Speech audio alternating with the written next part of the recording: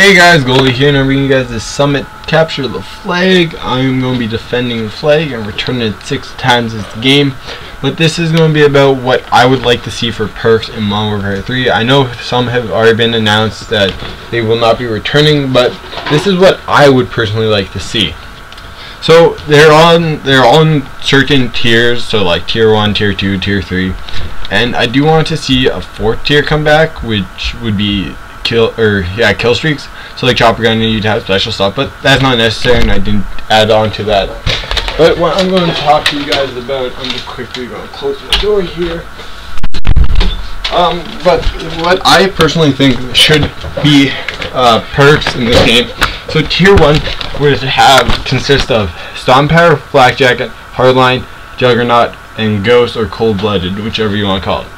So Stomp Power Pro would be your kill streaks would be stronger. So for example, your chopper gunner, your Huey will kill them faster than they normally do, or normally would. Flak Jacket Pro would be Tac Mask and Tac Mask Pro with the grenade toss back. And maybe I don't think, seeing as fire attacks aren't that strong, but they shouldn't bring back the napalm in my opinion. So you don't need it if they don't bring back the napalm. And flamethrowers aren't that strong, so if we keep in, you don't see those too many. But so Hardline Pro would be stackable kill streaks. It might sound overpowered, but if you have Hardline and you run into a guy with Stomp Power, exact same setup, and then he has Stomp Power, you will most likely lose. But you do have the stackable kill streaks. So Juggernaut would be a 2-knife kill, and you won't get any falling damage. That sounds like a fair, reasonable thing. You will have lots of health. Not like it'd be normal how much you'd have for health, but Stomp Power will cancel that out. Hardline will be Hardline, and then Flak Jacket will be what Flak Jacket is. They will get canceled. Well, they won't be, but the third one, which would be Ghost or Cold Blooded, and that would be the normal pro as it usually is, where there's no crosshairs and they can't see you. But I'll come back to this, and then you guys will understand why I kept that in here. So moving on to the 2nd tier, which would be Sleight of Hand, Steady Aim, Scavenger, Overkill, and Bling, or Warlord in other words. So I'll go more into depth about what Overkill is for the people who don't know, but I'll start off with Sleight of Hand. Sleight of Hand would be faster aim down sight like it is in Black Ops, but it would not affect the snipers. The snipers would do the same. Then Steady Aim, because with the 2nd tier I consider it to be more of a weapon kind of thing, and the 3rd tier is kind of just additional stuff, and then 1st tier is survival kind of thing. So Steady Aim would be longer breath. You'd hold your breath longer. So snipers will have to choose between aiming down your sight faster or using Steady Aim. Because I know I prefer using Steady Aim, but snipers, they do scope up slow, so I might use Sleight of Hand Pro. Scavenger Pro would be more ammunition, like it usually is. Overkill would be an extra 3rd tier perk, because the 3rd tier perks aren't overpowered by any means, and nothing will give you huge advantages, but it will be very effective, because seeing as you get 2 primary weapons and 2 3rd tier perks. But it's a really good idea in my opinion. But right here, this guy's just not capturing flags, so we kind of go and kill whoring kind of thing. Anyways, Bling. Bling would be Bling Pro would be Warlord, how it is, where you get 2 attachments, but you get 2 attachments on secondaries like you did in Modern Warfare 2. So moving to the 3rd tier perks, so keep this in mind for the Hardline, and Flak Jacket, or not really Flak Jacket, but you need Flak Jacket Pro to prevent one, and keep in mind the Overkill Pro. So the 3rd tier perks would be Sit Rep or Hacker, Ninja, Reconnaissance, Marathon, and Specialist. So you guys notice I did take out the Lightweight, but it is still in here, it's just in a different form. So Sit Rep or Hacker would be, you get the hack equipment as well, you see the equipment inside your walls, And you'd pro as well, you would be not on like the radar if there's motion sensors, which I would not want in the game. And also they don't go off as fast, so there's a little bit of a delay. So I think that'd be really good for a pro. A ninja would be it'd be complete. You'd be completely silent right from the start, so you guys won't say I'm reloading. So you don't need to get pro, but if you want to sound horror, it'd give you louder footsteps, which allows you to sound horror better. Reconnaissance. If you guys don't know what reconnaissance is, it is from World at War, and it allows you to see where airstrikes, dogs, the airstrikes and dogs are. So it will allow you to see where they put mortar teams, the napalm strike, where the exact place they put it, so you know not to go there. And you also see the dogs. But the Ash of the Rave Revolution Pro version would allow you to see ghost people on the radar and silencers on the radar. But it won't be that easy to get. The thing to get it, because this is a thing that is equal or makes ghosts fair. If you guys know what I mean. Like there is a thing to cover ghosts, but like because I know for a fact I'd probably use either Stomping Power, Hardline, Flak Jacket. I'd probably use all the first tier perks.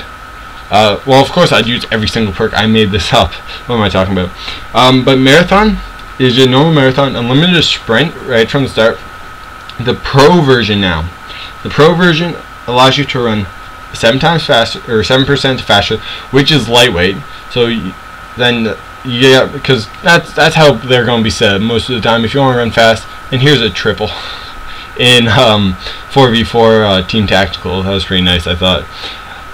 But you run faster, so lightweight is additional, and you also climb stuff faster, like you did in Modern Warfare 2 for light or Marathon Pro. Moving on to the last perk, which this is called Specialist.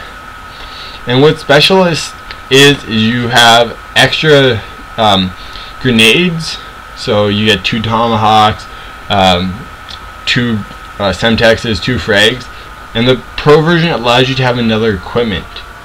So if you had a setup with the Specialist, actually no, you can, but if you have Specialist, then you get 2 claymores. I don't want motion sensors back, but 2 jammers.